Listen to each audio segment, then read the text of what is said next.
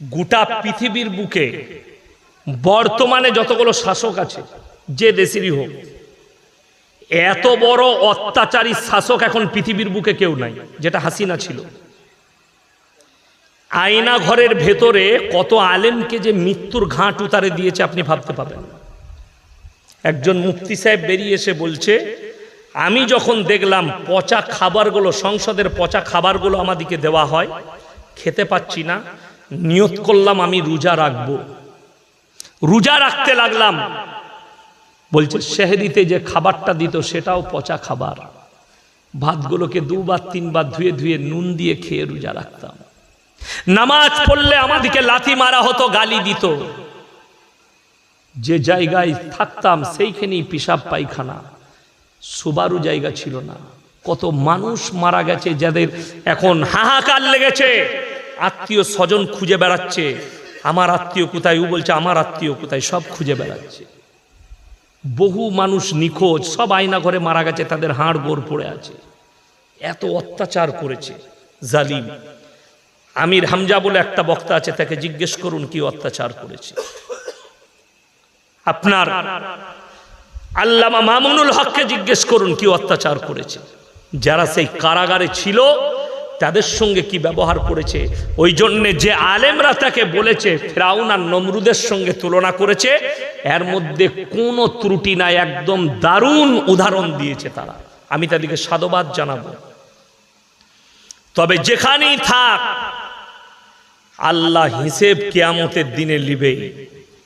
আল্লামা দেলওয়ার হোসেন সাইদির মতো লোককে 10টা নারীকে জিনা করা, ধর্ষণ করার কেস দিয়েছিল এবং ওগুলোকে সাজিয়েছিল।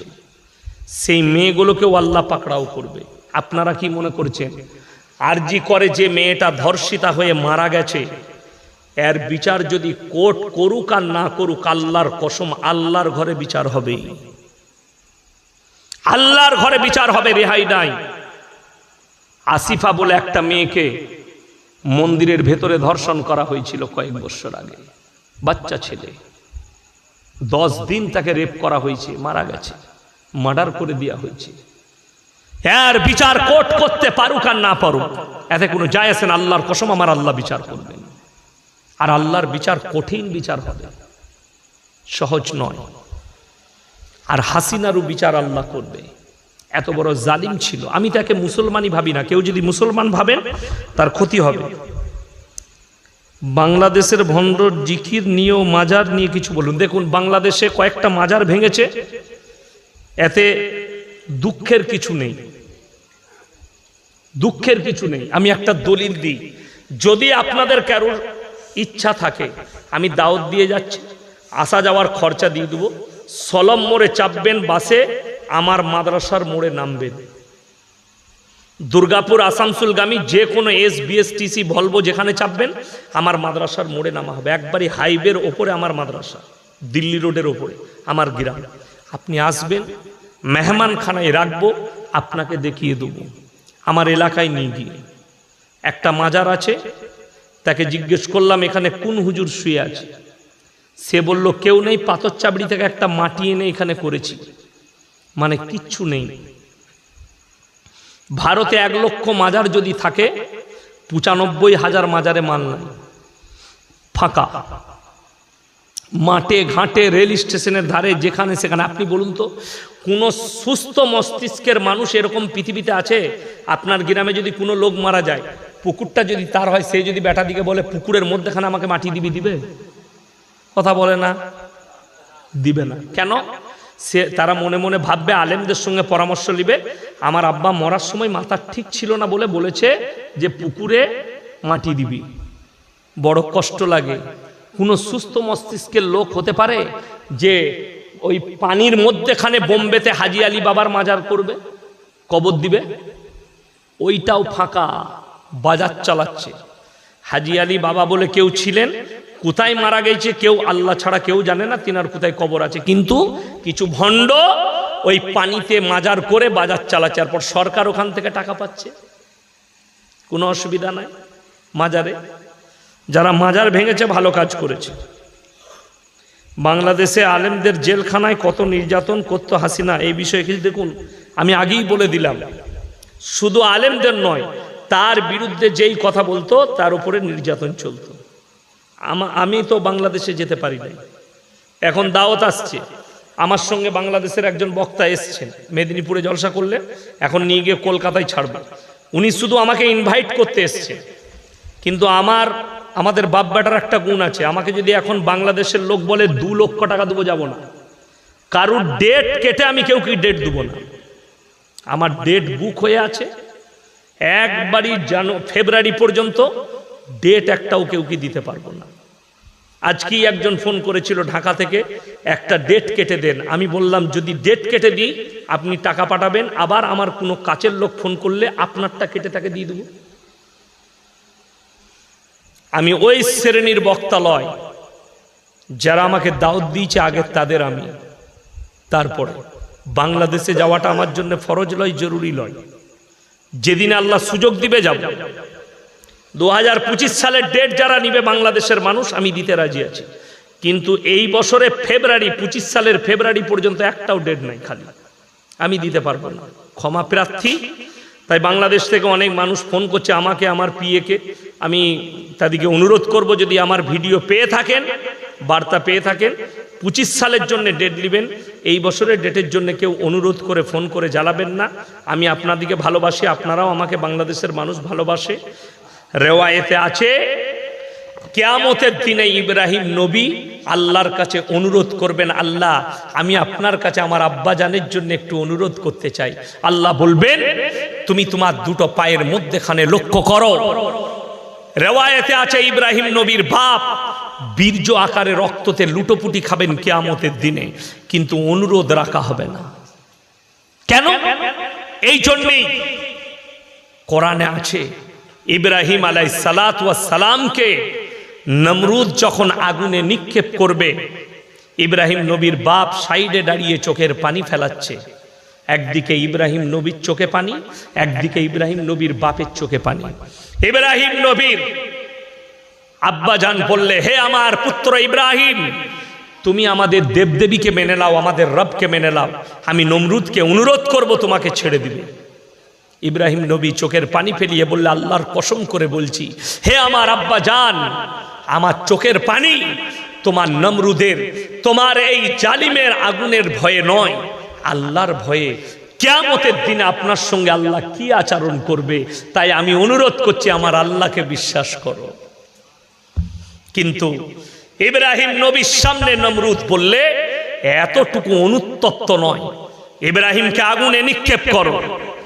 আল্লাহর কসম, ইব্রাহিম নবী পৃথিবীর কারুর কাছে প্রার্থনা করেনি, কারুর কাছে চাইনি, চেয়েছেন তো একমাত্র নিজের রবের কাছে। জোরে বলুন সুবহানাল্লাহ। চলুন, আমাদের দেশের ছেলে হচ্ছে না, চাইছে কোথায়? বললে অমুক মাজারে গেলে ছেলে হবে, লোক চলে যাচ্ছে। মাজারে শুলে কখনো ছেলে হয়? বউকে বলেছে পাথর চাবড়িতে 3 দিন শুয়ে ছেলে হয়ে যাবে, নাউজুবিল্লাহ। আমরা শুনেছি স্বামীর পাশে শুলে ছেলে হয়, বলছে মাজারে গেলে ছেলে হয়। দুঃখ এটাই, আপনি চাইছেন মাজারে, আপনি চাইছেন গাছতলায় যেখানে ঘোড়া রাখা আছে। ইব্রাহিম আলাইহিস সালাতু ওয়াস সালামের সামনে আগুনের চিতা, সেই আগুনের চিতা ইব্রাহিম নবীকে ফেলা হবে। ইব্রাহিম নবী দোয়া করলেন, আল্লাহ তুমি ছাড়া আমার কেউ নাই, তুমি আমাকে রক্ষা করো। আমার আল্লাহ আগুনকে বললেন, কুলনা ইয়া নারু কুনি বারদাও ওয়া সালামান আলা ইব্রাহিম, হে আগুন তুমি ক্ষান্ত হয়ে যাও আমার ইব্রাহিমের জন্যে, আর ফুলের বাগিচা হয়ে যাও। আল্লাহর কসম, আল্লাহর কুদরতে আগুন নিভিয়ে সেখানে ফুলের বাগিচায় ইব্রাহিম নবী বসে জিকির করেছেন, আল্লাহর শুকর আদায় করেছেন। জোরে বলুন সুবহানাল্লাহ। ওই জন্যে বড় কষ্ট লাগে আপনাদিকে বলে যায়, যারা আপনাকে ভয় দেখাচ্ছে। আমি একটা বক্তব্য শুনলাম আসামের মুখ্যমন্ত্রী হিমন্ত বিশ্ব শর্মাজি, তিনি বলছেন, मैं चाहता हूं, मेरा मिशन है, इस्लाम खत्म हो जानी चाहिए, करुणा की तरह खत्म हो जाना चाहिए, मैं इस्लाम को खत्म कर दूंगा। पहले इतिहास उठाकर देखो, नमरूद आया था इब्राहिम को जलाने, खुद मिट गया। फिरौन आया था मूसा को मिटाने, खुद मिट गए। तुम इस्लाम क्या मिटाओगे? তোমার মতো কত তাবর তাবর বাপের বেটা এলো, আল্লাহর কসম ইসলামকে মিটানো তো দূরের কথা, কোরআনের একটা জের জবরকে লড়াবার ক্ষমতা পৃথিবীর শক্তির নাই। যদি কোরআনকে জিজ্ঞেস করেন, আল্লাহর কসম আমার আল্লাহ কোরআনে ওয়াদা করেছেন, ফালান তাজিদা লিসুন্নাতিল্লাহি তাবদীলা। আপনি যদি কোরআনকে বিশ্বাস করেন, আল্লাহ কোরআনে বললেন গোটা পৃথিবীর শক্তি হে রাসূল একদিকে যদি দাঁড়িয়ে যায়, গোটা পরমাণু শক্তিধর দেশ যদি একদিকে দাঁড়িয়ে যায়, কিয়ামতের সকাল পর্যন্ত আমি আল্লাহ না চাইলে আমার কোরআনের একটা জের জবরকে পরিবর্তন করার ক্ষমতা পৃথিবীর কোনো শক্তির নাই। জোরে বলুন সুবহানাল্লাহ। শুধু তাই নয়, যারা কোরআনকে মিটাবার স্বপ্ন দেখছে, কোরআনকে মিটিয়ে দেব, হে মুসলমান আপনি ঈমানকে মজবুত করুন। আমি কি বললাম? আপনি ইসলাম পাননি, আপনি আবেগে ইসলাম পেয়েছেন, আবেগে ইসলাম করছেন। যদি আপনি বিবেকের দ্বারা ইসলাম করতেন, আপনার দিলেতে আল্লাহ ছাড়া কারো ভয় থাকতো না, মৃত্যু ছাড়া আর কেউকে আপনি বিশ্বাস করতেন না, আল্লাহ ছাড়া কাউকে বিশ্বাস করতেন না। যদি আপনার কাছে বিবেকের ইসলাম থাকতো, আপনি চলুন আপনাকে বুঝিয়ে দিই। আমার ভাই, আল্লাহ রাব্বুল আলামিন নিজে ওয়াদা করেছেন, ইন্না নাহনু নাযালনা যিকরা ওয়া ইন্না লাহুল হাফিজুন। আমি এই আল্লাহ কোরআনকে অবতীর্ণ করেছি আর এর হেফাজতের দায়িত্ব আমি আল্লাহ নিজে নিয়েছি। আপনি ভাবছেন জুজদানে লেপটি আমি আলমারিতে কোরআনটাকে রেখেছি, আমি হেফাজত করছি। আপনি ভাবছেন মসজিদে কোরআন রেখেছি, আমি হেফাজত করে রেখেছি আলমারিতে। না, ওই জুজদানের ভেতরে কোরআন হেফাজতে নেই, ওই লেখার মধ্যে হেফাজতে নেই। কেন? আল্লাহ রাসূল সাল্লাল্লাহু আলাইহি সাল্লামের হাদিস যে কিয়ামতের পূর্বে আল্লাহ তাআলা কোরআনের আয়াতগুলো তুলে নেবেন, এই কাগজগুলো সব সাদা হয়ে যাবে। জোরে বলুন সুবহানাল্লাহ। আল্লাহ ইচ্ছা করবেন তখন, কিয়ামতের পূর্বে। তার আগে শুনেলেন, এই দেশে 200 বৎসর রাজত্ব করেছে ইংরেজের বাচ্চারা।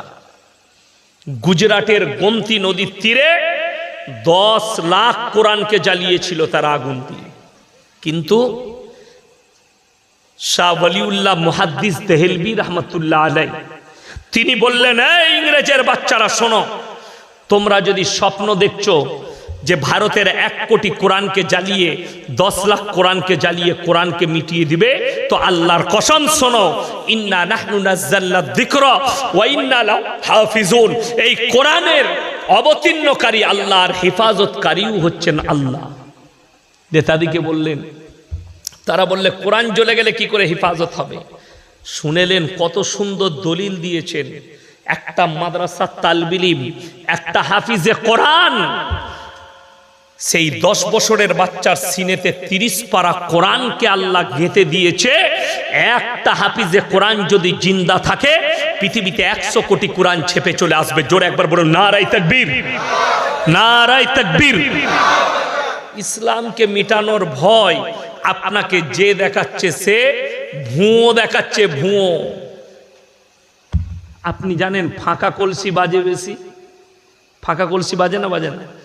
যারা ভয় দেখাচ্ছে এগুলো ফাঁকা কলসি, ভর্তি কলসি একটাও নেই। আরে ভেবে দেখুন, যারা ইসলামের বদনাম করছে, ভারতের এক শ্রেণীর মিডিয়া, তারা লেগে আছে সকাল থেকে তাদের কাজ মাদ্রাসা, মসজিদ, দাড়ি, টুপি, ইসলাম। এইটা না আলোচনা করলে তাদের পেটের ভাতই হজম হয় না।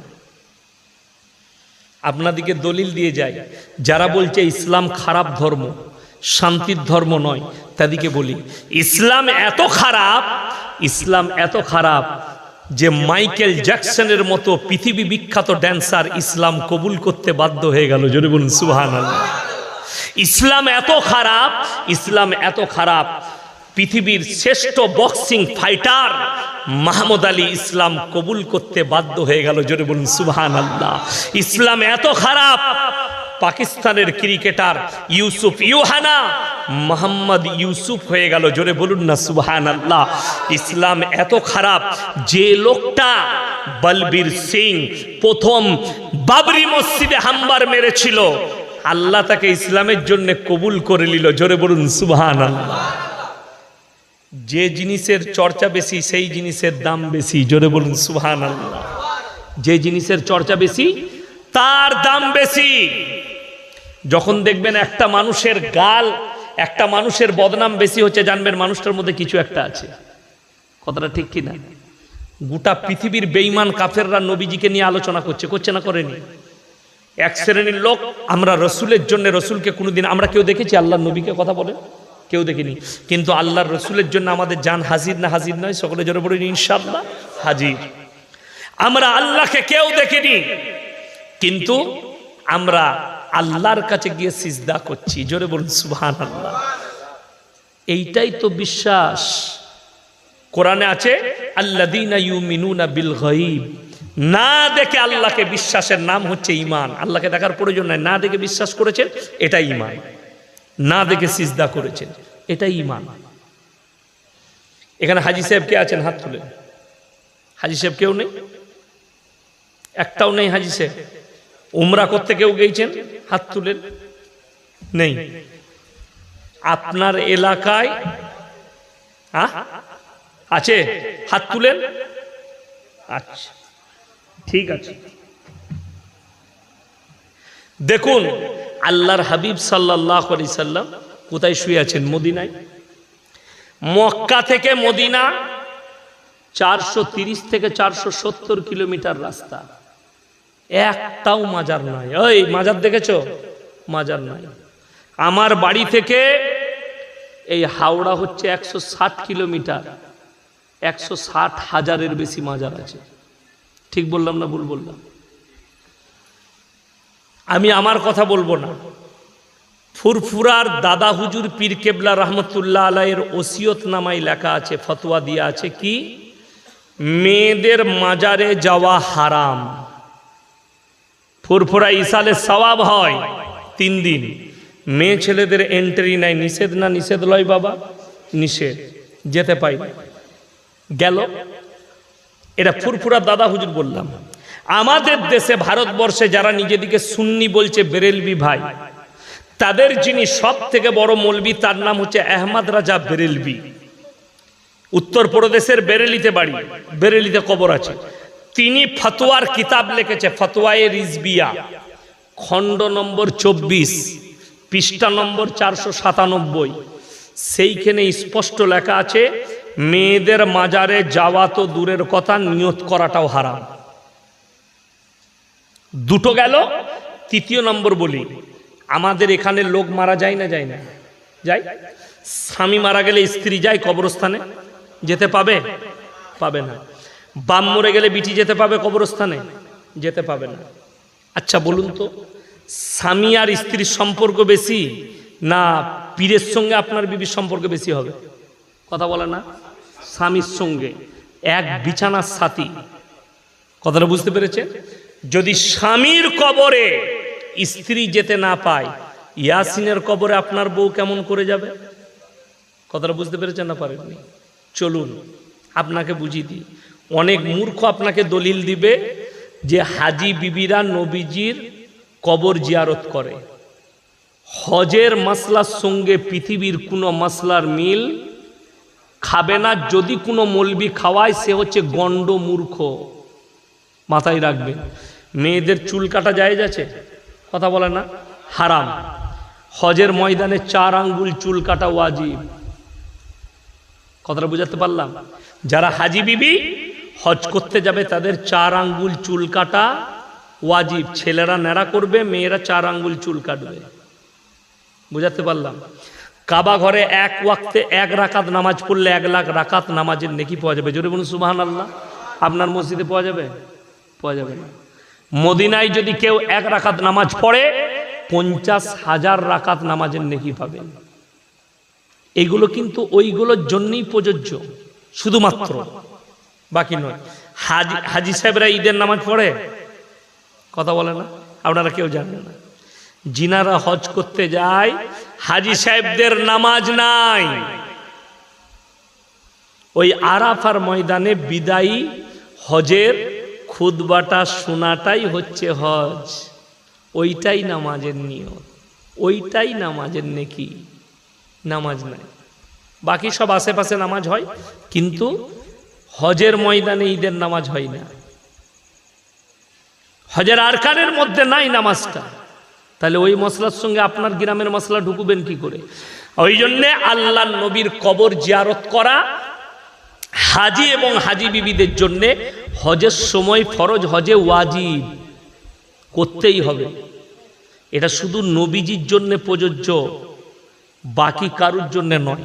আপনি চলুন, আপনি বলছেন হাওড়া, হুগলি, 24 পরগনা, মেদিনীপুরের লোক বলছে দাদা হুজুর পীর কেবলা রহমতুল্লাহ আলাইকে মহাব্বত করি।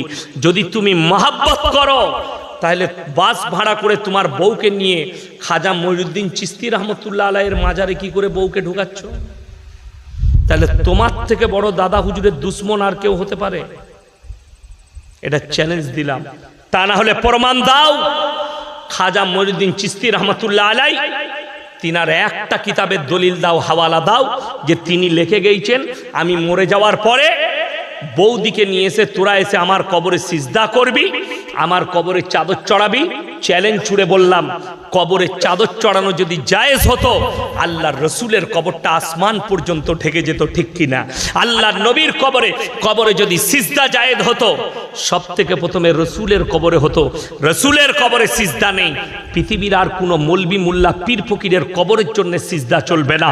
আল্লাহর হাবিবের কবরে ভালো মন্দ চাইতে পাবে না, আল্লাহ ছাড়া কারোর কাছে ভালো মন্দ চাওয়া যাবে না।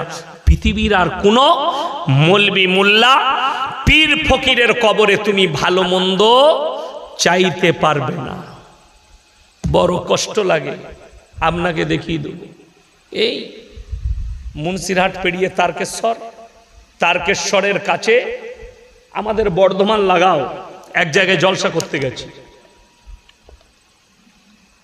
গাছ এরকম প্যান্ডেল আছে, প্যান্ডেলের পাশেই গাছ, গাছের গোড়ায় গাদা ঘোড়া রাখা আছে, মাটির ঘোড়া, আগরবাতি, মোমবাতি, আর গাছেতে টানা ল্যাপটানো আছে। আমি স্টেজে গেলাম, বললাম বাবা তোমাদের হুগলি ডিস্ট্রিক্টের মানুষ খুব ভালো গো এখানকার। বলে কেন হুজুর? আমরা তোমাদের হিন্দু মুসলিমের মধ্যে খুব মহাব্বত, এই যে ওরা ওইখানে পুজো করার তোমরা এখানে জলসা করছো। বলে হুজুর ওটা আমাদেরই। আমরা তোরা কি করিসবে? বলে ওখানে বুড়ো পীর সাহেব আছে।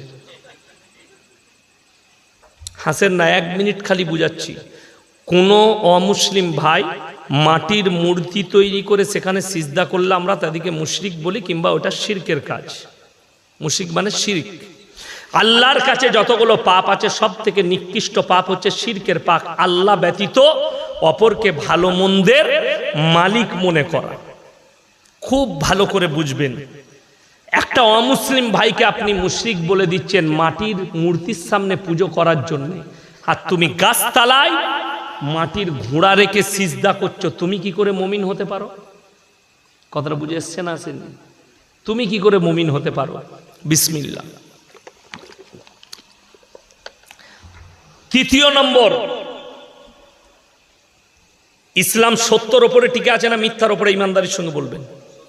সত্যর উপরে টিকে আছে ইসলাম, মিথ্যার উপরে নয়। একটা মানুষের কটা কবর হতে পারে? একটা কবর হতে পারে, মানলাম। হযরতে হোসেন রাদিয়াল্লাহু তাআলা আনহু কোথায় শহীদ হয়েছেন? কারবালাটা কোথায়? কথা বলেন না? ইরাকে। কিন্তু মঞ্জিল মাটি হচ্ছে জালালসিতে, মঞ্জিল মাটি হচ্ছে বাগনানে, মঞ্জিল মাটি হচ্ছে আপনার আমতায়, মঞ্জিল মাটি হচ্ছে বর্ধমানে, মঞ্জিল মাটি হচ্ছে মেদিনীপুরে, মঞ্জিল মাটি হচ্ছে বহরমপুরে, মঞ্জিল মাটি হচ্ছে বোম্বে, মঞ্জিল। এতগুলো কবর একটা লোকে? এইগুলো সব মিথ্যা। আর ইসলাম সত্যর উপরে টিকে আছে। মিথ্যা করে কবর বানিয়ে মঞ্জিল মাটি করা হারাম। ফাতিহা করা চলবে না, জায়েজ নাই। ফাতিহা করা, মঞ্জিল মাটি করা, তারপরে আপনার কি বানায় ওটা, তাজিয়া বানানো হারাম, সম্পূর্ণ হারাম। তাজিয়া মানে জানেন? তার ভেতরে হযরতে হোসেনের কবর করে, ওটাকে বলে হোসেনের কবর। আচ্ছা বলুন, থাকে হোসেন? হযরতে হোসেন থাকে? এই গণ্ড মূর্খগুলোকে কে বুঝাবে যে ইসলাম সত্যর উপরে টিকে আছে, মিথ্যার উপরে নয়? আল্লাহর কসম করে বলছি, গোটা পৃথিবীর শিক্ষিত সমাজকে জিজ্ঞেস করুন, এই মুসলিম জাতির উপরে থুপ ফেলাবে যে পৃথিবীতে এমনই একটা জাতি আছে, মুসলিম জাতি, যারা মানুষ মরে যাওয়ার পরে ডিজে গান বাজিয়ে ড্যান্স করে দুঃখ পালন করে। যদি বলেন হাওড়ায় নাই, আমার বর্ধমানে চলুন, বহরমপুরে দেখিয়ে দেবো। আন্ডার প্যান্ট পরে মদ খেয়ে ড্যান্স করছে, বলছে আশিকে রসুল। আমার গ্রামের একটা ছেলে বলছে তোমরা পারবে কি ভাই? বলছে আগুনের ওপরে মশল্লা বিছিয়ে নামাজ পড়তে। এমন ভাই আমি পারবো না। বলছে মুর্শিদাবাদ থেকে অমুক গ্রামে একটা লোক এসছে, মুহররমের দিনে আগুনের ওপরে মশল্লা বিছিয়ে নামাজ পড়েছে। আমরা জানিস কখন নামাজ পড়া যায় আগুনের ওপরে মশল্লা বিছিয়ে? বলে কখন? আমরা যখন গাঁজা খাওয়া যায় তখন। হ্যাঁ, বাস্তব, আপনাদের জানা নেই। আমি ইয়াসিন যদি আপনাদিকে বলি যে আমি একজন আল্লাহওয়ালা লোক, তো তোমাদিকে প্রমাণ দেবো আমি কেমন আল্লাহওয়ালা দিয়ে যদি এই কারেন্টের তারটা আমি বলি যে আমি ছুবো, আমাকে শর্ট মারবে না। ও চিনে যে এটা ইয়াসিন হুজুর। ওর সিফাত, সিফাত মানে হচ্ছে চরিত্র। ওর চরিত্র হচ্ছে শর্ট মারা, ঠিক কিনা? ওর চরিত্র শর্ট মারা। আর সাপের গর্তে যদি কেউ বিসমিল্লাহ বলে হাত ভরে, সাপ চুমু খাবে না কামড়াবে? কামড়ি দিবে। শুনবেন মুসলমানদের গজল, 24 পরগনার একটা মেয়ে গজল পড়ছে, বিসমিল্লাহ বলে গিলাস তোলে গালে ঢেলে নিল, বিসমিল্লাহর ওসিলাই বিষ পানি হয়ে গেল। এ কবরে কি মার খাবে তা আল্লাহ ছাড়া কেউ জানে না। আচ্ছা, জেনে শুনে এটা যদি আপনাদের কমিটির ছেলে পানি দিয়েছে না দেয়নি, যদি আমাকে বলে হুজুর এটাই বিষ মিশানো আছে, এটা জেনে শুনে আমার পান করা যাবে? যাবে না। হ্যাঁ, গজলের কলিটা যদি এরকম হতো, ভুলবশত পানি মনে করে বিষ পান করেছে, বিসমিল্লাহ বলার কারণে বিষ পানি হয়ে গেছে, বিসমিল্লাহর বরকতটা মানা যেত। জেনে শুনে বিষ পান করাটাই হারাম, আত্মহত্যা করা ইসলামী শরীয়তে হারাম। আপনাদিকে বুঝিয়ে দিই, যদি বলে বিসমিল্লাহর ওসিলায়, আর আমি যদি বিসমিল্লাহ বলে হাত ভরি সাপের গর্তয়, যে গজলটা পড়েছে তাকে নিয়ে আসুন, আমি একটা কেলে সাপের গর্তয় হাত ভরা করাবো তাকে বিসমিল্লাহ বলে, কিন্তু তোর কত বরকত। দেখবেন পটল তুলে দিয়েছে, কেন? সাপ তো চিনে না। আরে মূর্খ, শোনো, ওই জন্যে ইলম কালাম হাসিল করতে হয়। সব থেকে বড় জিনিস দুর্নীতি চলে 24 পরগনা হাওড়ায়। বড় বড় মেয়েদিকে নিয়ে এসে স্টেজে গজল গাওয়া করায় হারাম, শরীয়ত সম্মত। যারা গজল শুনবে তারা তাকিয়ে দেখলে তাদের মনে জিনা জাগলে ওই মেয়েটাও পাপী হবে, এবং যারা গজল শুনছে তারাও পাপী। বালিগা মেয়ে তাকে স্টেজে নিয়ে এসে গজল পড়ানো হারাম, এবং ওই সমস্ত প্রোগ্রামগুলো হারাম প্রোগ্রাম। যারা করবে তারা সব পাপী, জিনা করার সমান পাপ হবে। আপনার জানা নেই হযরতে আবু বকর সিদ্দিক রাদিয়াল্লাহু তাআলা আনহু, সিদ্দিক মানে হচ্ছে সত্যবাদী, জোরে বলুন সুবহানাল্লাহ। এই সিদ্দিক নামটা আল্লাহ নবী দিয়েছিলেন আবু বকরকে। তুমি শুধু আবু বকর নও, তুমি আবু বকর সিদ্দিক মানে সত্যবাদী। হযরতে আবু বকর রাদিয়াল্লাহু তাআলা আনহু যখন হিজরত করে চলে যাচ্ছেন, গুহার মধ্যে ডান রানে নবীজি মাথাটা রেখে ঘুমাচ্ছেন, আর হযরতে আবু বকর নিজের রুমালটা ছিঁড়ে ছিঁড়ে গুহার ছিদ্রগুলো বন্ধ করছেন। এমন অবস্থায় একটা বিষধর সাপ হযরতে আবু বকরকে ছোবল মেরেছে। যে সাপ হযরতে আবু বকরকে চিনতে পারেনি, সেই সাপ ইয়াসিনকে চিনবে? বড় কষ্ট লাগে। যারা মুহররমের নামে বুক চিরে পিঠ চিরে, তারা শুনেলেন কিয়ামতের দিনে এই অঙ্গ চিরার কারণে আল্লাহর কসম আল্লাহর কাছে হিসেব দিতে পারবে না। অঙ্গকে বিকৃত করার কারণে আল্লাহর কাছে হিসেব দিতে পারবে না, হারাম। আল্লাহর কাছে হিসেব লাগবে আপনাকে। আপনি প্রাণের কষ্ট দিতে পারেন না। অনেক যুবকরা শুনেলেন বউয়ের সাথে ঝগড়া হলে ভাত খাই না, ঠিক কি না? কথা বলে না, আমি আর ভাত খাবো না, দিয়ে সারাদিন খেলো না, সারা রাত খেলো না। তোমার নফসের যদি কষ্ট হয়, সেই কষ্টর পাপের ফল আল্লাহর কাছে তোমাকে হিসেব দিতে হবে। ওই জন্য রাগারাগি হয়েছে, খেয়ে নাও, ভাত খেয়ে নাও, অসুবিধা নাই। রাগ কার হয় না, ঠুকাঠুকি কার হয় না? রাগ করে প্রাণের কষ্ট দিয়েন না, কার উপরে রাগ করে পেটকে, নিজের নফসকে কষ্ট দিবেন না। আমাদের ছেলেরা সব থেকে বেশি কষ্ট দেয় ওই যে কি বললেন, বাপের ভালোবাসা বুঝতে পারে নাই, মায়ের ভালোবাসা বুঝতে পারে নাই। ওই আমতা বাস স্ট্যান্ডে একজন খালি আই লাভ ইউ বলে দিয়েছে হারাম করে, তারপরের দিন বুকে চিড়ে তার নামটা লিখেছে দীপালি। যা ভালোবাসে, আমি ওকে ছাড়া থাকতে পারবো না।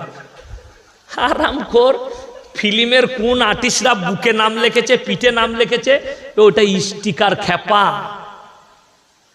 যারা শরীরে চিরাচিরি করে, কোরআন শোনাচ্ছি আপনাদিকে, এরপরে কোরআন শুনেলেন, ফামানি তুর্রা গায়রা বাগিন ওয়ালা আদিন ফালা ইসমা আলাই। মারাত্মক উপদেশ আল্লাহ।